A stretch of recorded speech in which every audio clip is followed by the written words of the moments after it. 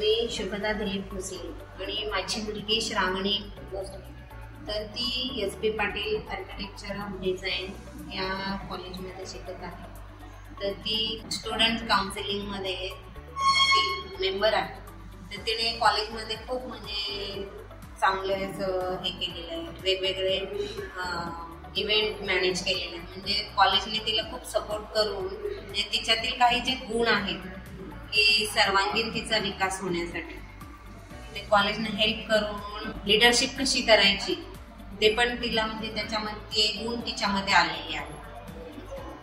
वेगवेगळे programme handle केलेले आहेत तिने यावर्षी.